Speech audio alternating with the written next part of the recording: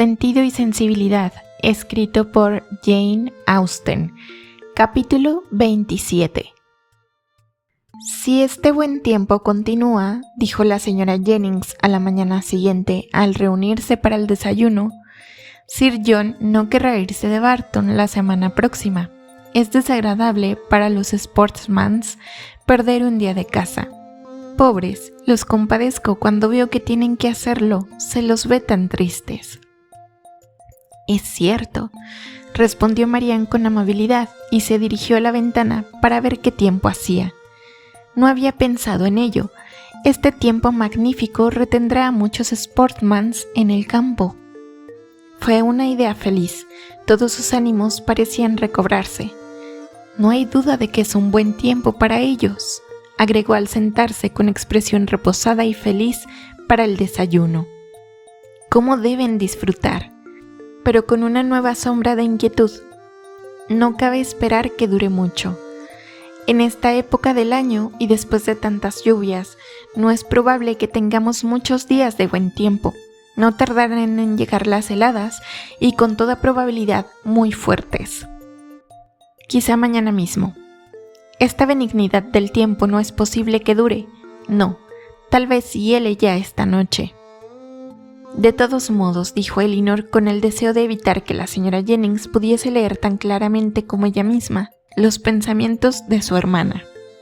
Me arriesgaría a afirmar que a finales de la semana próxima Sir John y Lady Middleton estarán en Londres. Ah, querida, se lo garantizo. Mary sabe llevar a cabo lo que se propone. Y ahora, conjeturó Elinor, escribirá a Combe Magna sin tardanza. Pero si lo hizo, la carta fue enviada en absoluto secreto. Cualquiera que fuese la realidad del caso, por muy lejos que estuviese Elinor de sentirse contenta, cuando veía a Marianne alegre, no podía dejar de sentir cierta satisfacción. Y Marianne estaba alegre por la benignidad del tiempo y aún más por la espera de las heladas. Pasaron la mañana dejando las tarjetas en la casa de los conocidos de la señora Jennings para informarles del regreso de esta dama a la capital.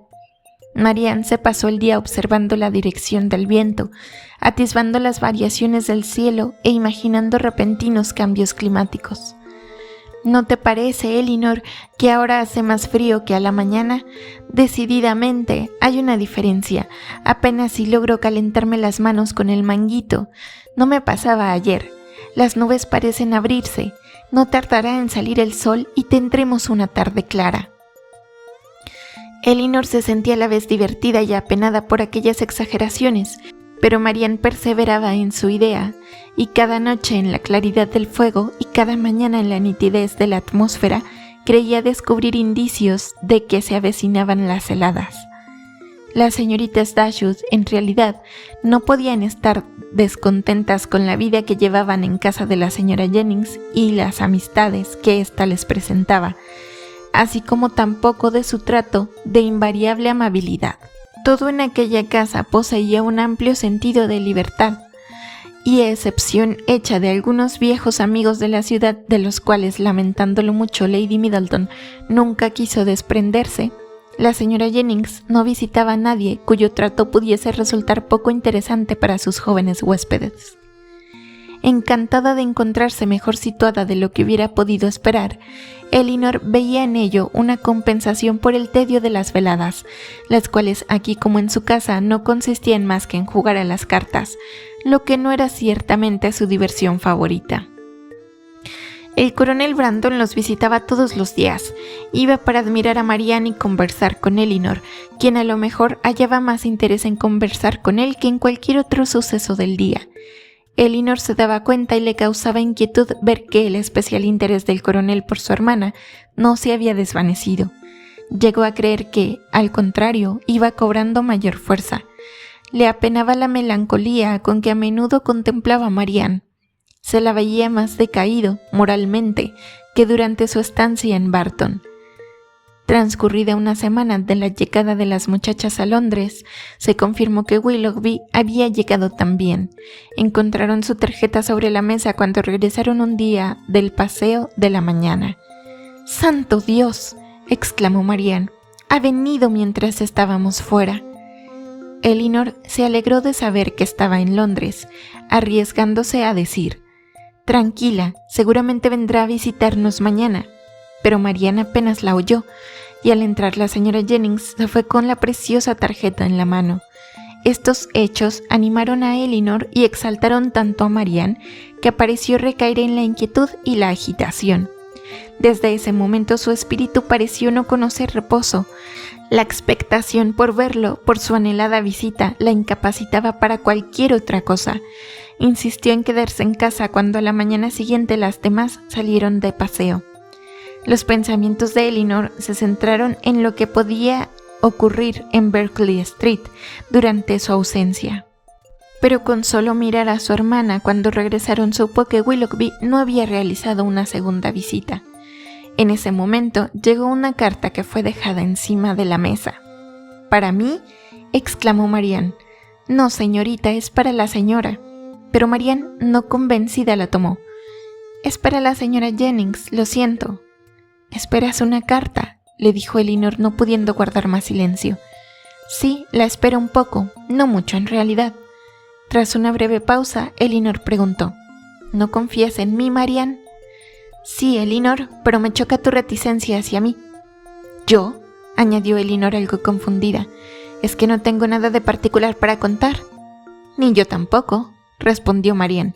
«Nuestra situación entonces es la misma. Tú porque no tienes nada para contar y yo nada para esconder». Elinor, sorprendida por aquella acusación de reserva, que no se sentía con autoridad moral para rechazar, no supo cómo presionar a Marianne para que fuese más comunicativa con ella. Habiendo entrado la señora Jennings, le entregaron la esquela, que fue leída en voz alta.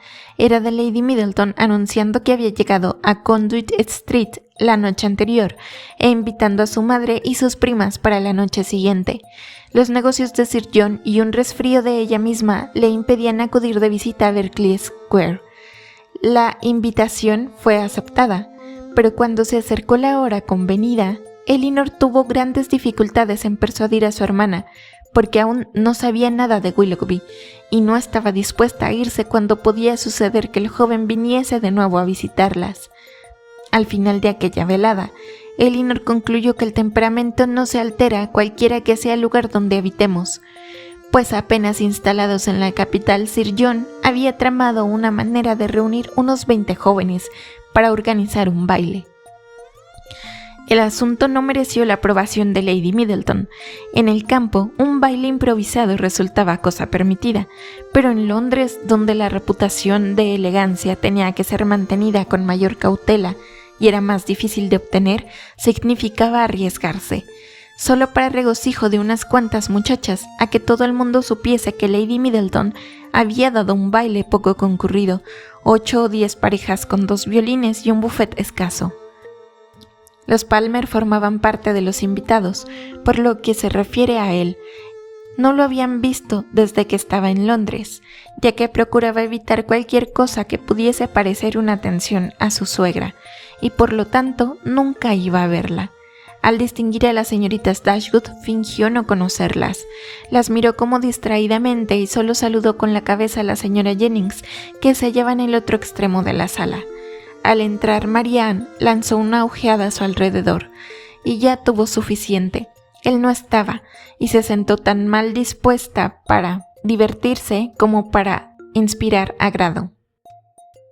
Luego de haber estado juntos por más de una hora, el señor Palmer se dirigió a las señoritas Dashwood para expresarle su sorpresa de verlas en la capital, aunque el coronel Brandon fue en su casa donde se enteró de la llegada de las muchachas a Londres, y él mismo había dicho algo extravagante cuando supo que iban a venir. «Suponía que ustedes estaban en Devonshire», les dijo. «¿De verdad?», replicó Elinor. «¿Cuándo regresan?». «No lo sabemos aún». Y aquí terminó el diálogo. Nunca había tenido Marianne tan pocas ganas de bailar como aquella noche, y nunca esta diversión la había fatigado tanto. Se quejaba de ello al volver a Berkeley Street. Sí, dijo la señora Jennings. «Bien conocemos el motivo, no hay más que pensar en cierta persona que es mejor que no nombre. Si hubiese estado allí, no te habrías aburrido tanto, y a decir verdad, no ha sido muy galante, pues se lo invitó».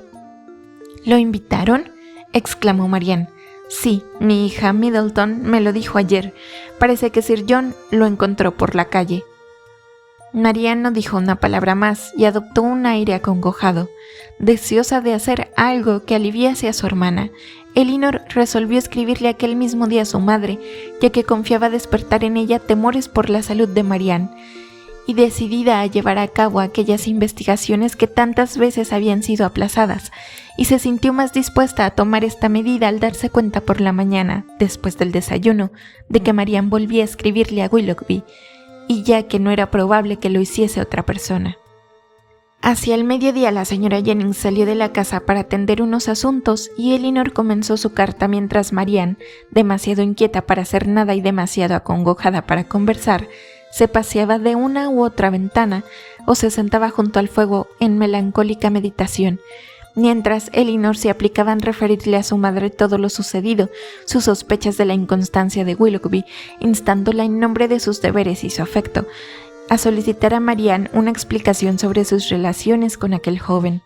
Apenas terminada la carta, un carruaje hizo presentir una visita y al poco tiempo anunciaron al coronel Brandon. Marianne, que lo había divisado desde la ventana y que odiaba cualquier clase de visitas, abandonó la habitación antes de que entrase el coronel. Este parecía más solemne que de costumbre y aunque expresando su satisfacción por hallar a Elinor sola, como si tuviese algo particular que referirle, estuvo unos momentos sentado sin pronunciar palabra.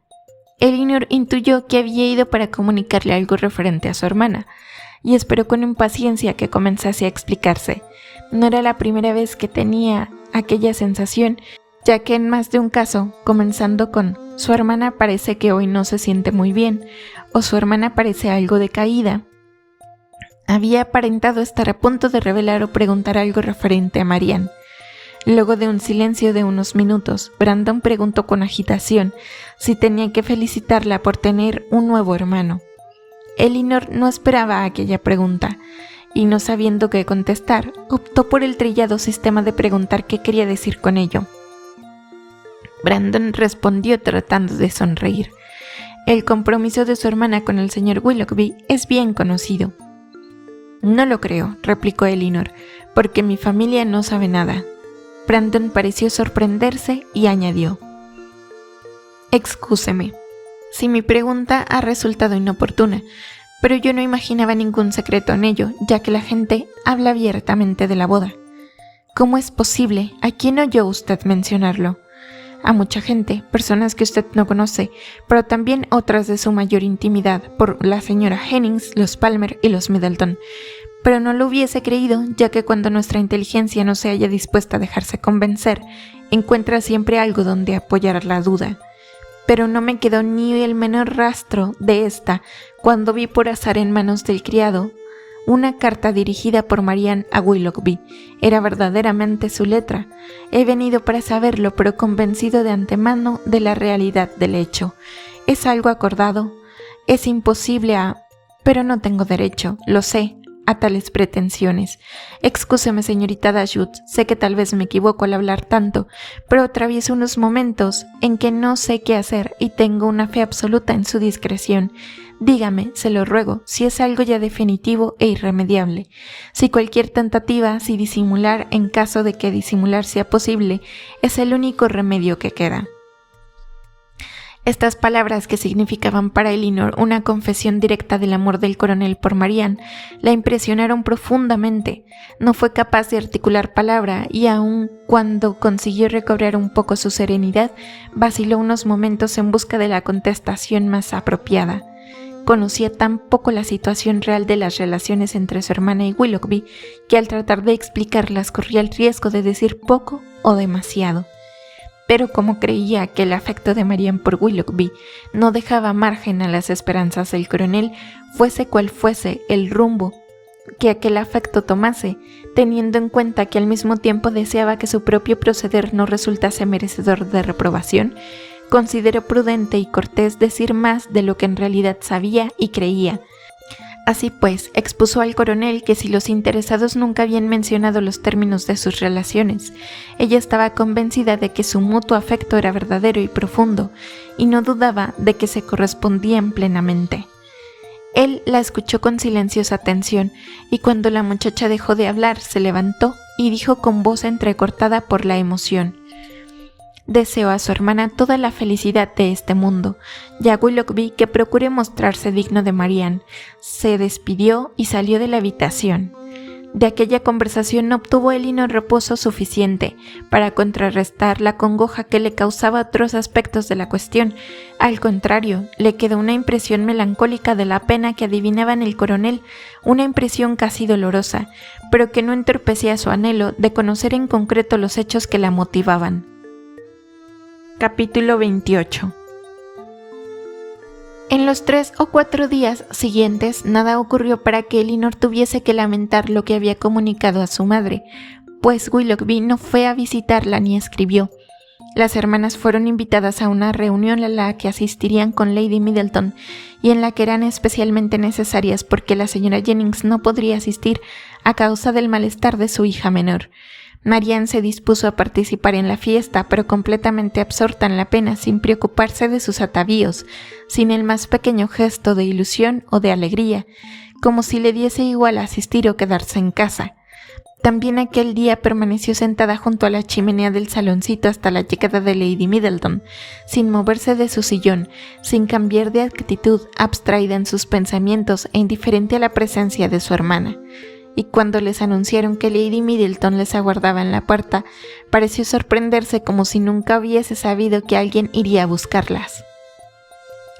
Llegaron a la casa a la hora convenida, y tan pronto como la fila de carruajes que les precedía lo permitió, se bajaron.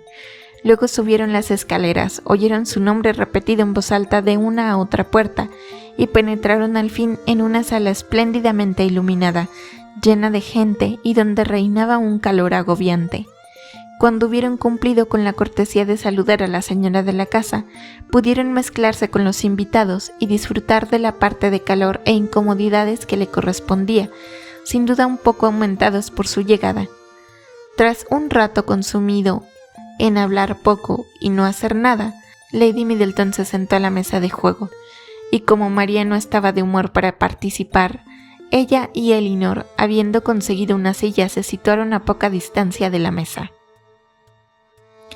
No hacía mucho que estaban sentadas cuando Elinor descubrió a Willoughby de pie y a poca distancia de ellas, conversando animadamente con una joven extremadamente bella y elegante. Elinor lo miró directamente y el joven se inclinó saludando, pero sin dirigirse hacia ellas, por más que había visto a Marianne. Luego continuó su conversación con aquella elegante muchacha. Elinor se dio la vuelta hacia Marianne para ver si se le escapaba la escena. En aquel instante Marianne reparó en la presencia de Willoughby y, resplandeciendo de súbita alegría, se hubiese precipitado hacia el joven de no haberla contenido su hermana. «¡Santo Dios!», exclamó. «Él está aquí, está aquí. ¡Ah! ¿Por qué no me mira? ¿Por qué no viene a hablar conmigo?». «Por favor, te lo ruego, conserva la compostura», le dijo Elinor. «No reveles a todos tus sentimientos. Tal vez no te ha visto aún». Esto era más de lo que Marianne podía creer, y guardar la compostura no solo estaba fuera de su alcance, sino más allá de sus deseos. Permanecía sentada en una agonía de impaciencia que se adivinaba en sus actitudes bruscas. Al fin se dio vuelta y las miró. Marianne quedó impresionada y pronunció el nombre de él con tono de embeleso. El muchacho se acercó y, dirigiéndose antes a Elinor que a ella, como si tratase de evitar la mirada de Marianne y de no fijarse en ella, preguntó apresuradamente por la salud de la señora Dashwood y cuánto tiempo hacía que estaba en Londres. También Elinor perdió su presencia de ánimo ante tal actitud y no pudo articular palabra, pero los sentimientos de su hermana no tardaron en estallar. Su rostro se puso de un rojo vivo y con voz trémula de emoción dijo: «Dios mío, Willoughby, ¿qué significa todo esto? ¿No has recibido mis cartas? ¿No quieres darme la mano?». Él lo hizo, no podía evitarlo, pero aquel contacto le resultó penoso y retuvo la mano solo un instante.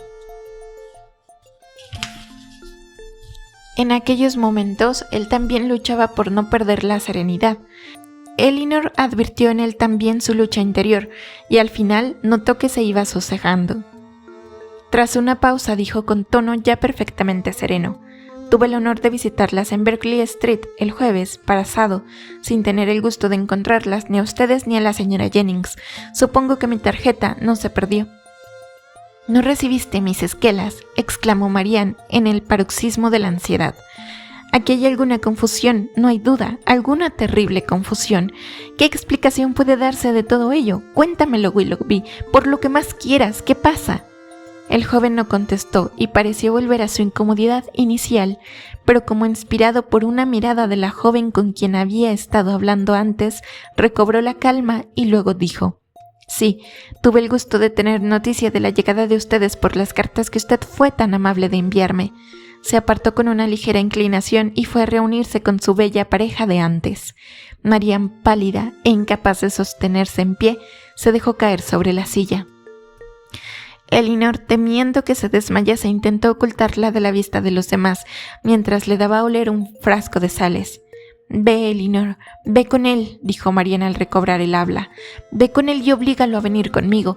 Dile que quiero volver a verlo. Díselo ahora». «No puedo descansar, no tendré un momento de reposo hasta que todo quede aclarado. Se trata de una confusión terrible. Ve donde él está y no te entretengas». «No, querida Marianne, tienes que esperar. Este no es lugar para explicaciones. Espera hasta mañana».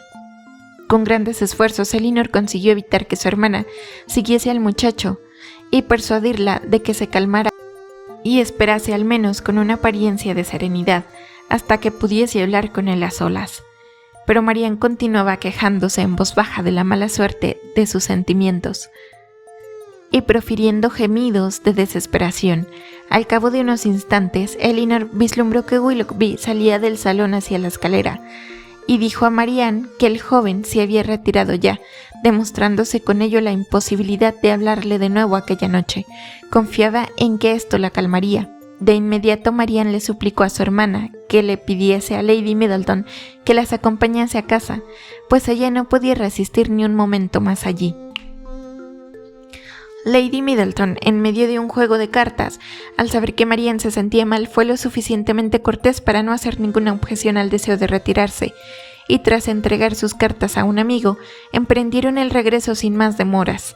Durante el camino a Berkeley Street apenas si dijeron una palabra. Marianne, en su silenciosa agonía, se sentía demasiado aturdida por su pena para llorar. Como la señora Jennings no había llegado aún, al entrar se dirigieron a su habitación, donde Marianne tomó alguna medicina. No tardó en desnudarse y meterse en la cama, y como manifestó deseos de quedarse sola, su hermana salió. Mientras esperó la llegada de la señora Jennings, tuvo tiempo para meditar lo sucedido. Que ciertas relaciones habían existido entre Willoughby y Marianne no podía ponerse en duda, y parecía también bastante claro que Willoughby se había cansado de ellas. Por su parte, Marianne continuaba enamorada de él, aunque resultaba difícil atribuir la conducta de Willoughby a error o falta de inteligencia. La causa de todo ello no era sino cambios en el sentir. La indignación de Elinor habría sido más profunda si la confusión que constató en Willoughby no hubiese podido atribuirse a la propia conciencia de su mal proceder, confusión que evitaba que llegase a considerarlo tan inescrupuloso como para jugar desde los comienzos con los sentimientos de su hermana, sin ningún propósito respetable. Quizá la ausencia había debilitado su afecto y además la conveniencia podía haberlo incitado a pasar por encima de lo que quedase de su amor, pero era indudable que éste había existido. Por lo que respecta a Marianne, en las torturas que engendran aquel desgraciado encuentro, sin contar con las que aún aguardaban en el futuro, era materia en la que no podía pensar sin estremecerse. Su propia situación, la de Elinor, era comparativamente mejor, pues ella seguía considerando y estimando a Edward tanto como antes, y aunque en adelante tuviesen que estar separados, el recuerdo de él sería siempre soportable. Pero a poco se avanzase en el camino de tales desdichas, todo terminaría en una separación de Marianne y Willoughby, en una inmediata e irremisible ruptura con él.